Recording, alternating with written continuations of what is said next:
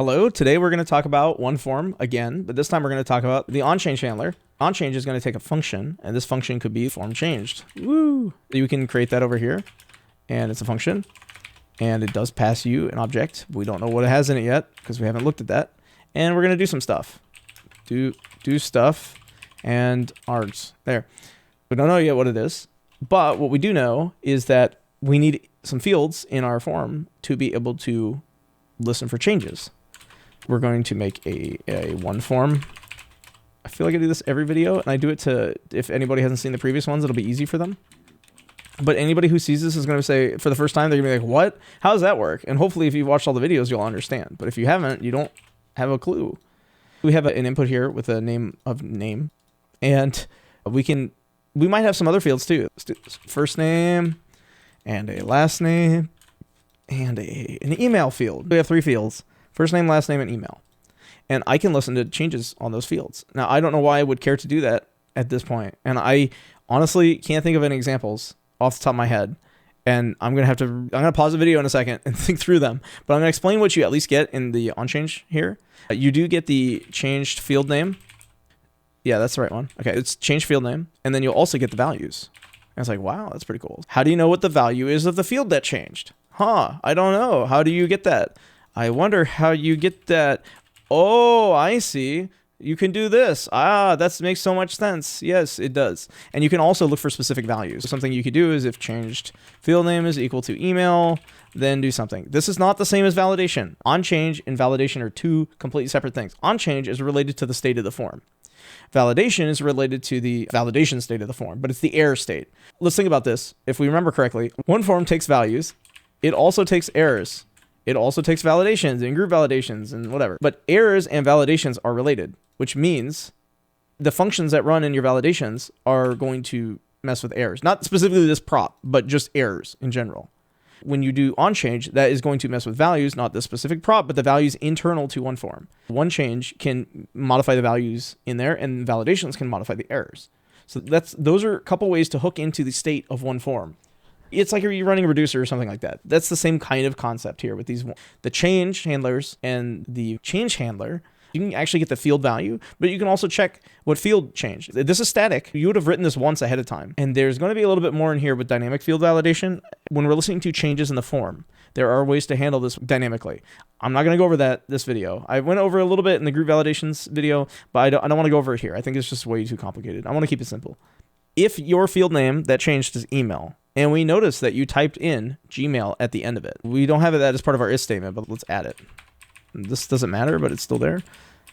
Okay, let's have 2 conditions. Okay, one condition is going to be that, oh man, this is going to look awful. Oh, it's a regex. That's why it's going to look like this. We're going to check that the end of our change field name. Can we say ends with? Is that a thing? I'm going to look it up real quick. I was right. There is an ends with method. I don't know why I didn't think about that. But if so we do need the value. We need values, change field name, and then we need ends with. And so this is where we're getting into the part where the screen is too. I'll just lengthen it. Some people like it to be 1 line. I just think we have a lack of vertical space, and we also have a lack of horizontal space. So I'm trying to be careful with it. The change field name is equal to email, and our change field name ends with Gmail. Then when they put the dot, what do you think should go next? .com. We could just do it for them. They type in dot and it fills it in. How would you do that though? Like, how would you fill it in? We got to return something here. What if we returned email and it is the, we can 1-line it. Okay. We do this and we concat in com. Because if they have a Gmail, it would be .com. And we could do this with Yahoo or anything else. We don't have to just do ends with, and we could have a loop and we could do other things. But this is pretty cool. You type in Gmail and it just puts the .com in there. Isn't that neat? That's a neat way you can do that. You can modify the value of this input in a function only when that particular input has changed, which is a neat way to do it. Now, if your email starts with Gmail, that won't work. This is where you'd want to regex in. You want to look. Maybe you say, okay, if it ends with @Gmail, and then that could be one way to do it. You could put or. Yahoo would do it too, if anybody still uses that. Nothing bad against you. So something like that. See, you can get the .com if you do Yahoo, and you don't even need the dot. Like you could just type in Gmail, but the problem is you might want to wait till they put the dot. I don't know. I would never do this. It's just like some idea I had for the video because I was trying to keep this simple. A lot of my ways of previewing this before, I had like a way to do it with like first and last name or name and email. And I can't remember. It's like you can't have your name be the same as your email. That doesn't make sense. But that's a validation. This is not a validation. This is a state change. We are changing state based on some criteria. You got to think about this as different from validation because here we're like proactively telling the user what to do with their values. And it does come in handy. I did use this in my spreadsheet. In fact, I only used onChange in my spreadsheet to hook into the form's state and then to modify values of the cell based on if it had the equal sign or not. When you have an equal sign, you could do some kind of function on your spreadsheet in that input. And I would need to know what the function is and store that somewhere. And I used onChange to do that. Oh no, where's my onChange? I can also return different values. So I can change the value of the field that you're typing in. It could either show the equation or not based on what you're doing with it. That's the power of onChange. I'm pretty sure when this was built, we use this a lot. But I don't think it's used that much. I think the validation is more important. State management is less important. But when you want to build complex applications with OneForm, you will need the onChange function. It will come in handy. I just don't think it's like super important, but it does help you prevent certain inputs. If you say the name here, the change field was name, and you could say if the name includes an @, then you can return a name that does not have an @. I don't know, it's replace @. If the name includes it, you can just replace it and leave it out. And you could say, here's the thing, you pass some array and you check to see if the name has any of the values in that array that are not supposed to be able to be typed. And essentially, this is the same as preventing someone from being able to type a value for this particular field. And you could replace them out. You'd have some regex that is in here. That includes can't take a regex, but you'd have some regex here and you'd have some regex here. It would replace them all out. So that as they're typing @ in the name field, they just don't show up because you're not allowing them. You don't need to display a validation necessarily. You just need to prevent them from being able to do those actions. Sometimes what you want is a validation. In this case, you probably want a validation, but sometimes you just want to prevent certain things from being in a form field because somebody might copy paste data into it. If they copy paste data into the field, you might want to strip out the things that are going to mess up your database or something like that.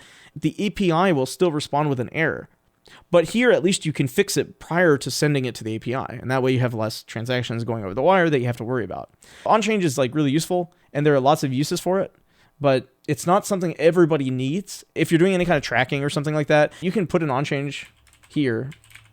You can put an onChange on the input. This still works. This works too.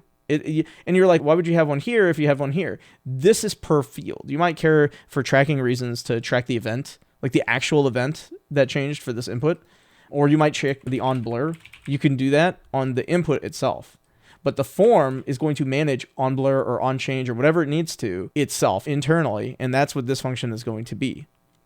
That's the benefit of it and the uses for it. You're using this function on change to listen to when the form changes, but also to potentially, if you return back from it, you can change the state of the form. Now, these values can get merged in. This is what I was talking about in the video I did on values. These values wipe the form clean. Whatever's in here will be what is in all of these inputs. But this value is merged into the actual values stored internally into OneForm. And I think that's what's really important.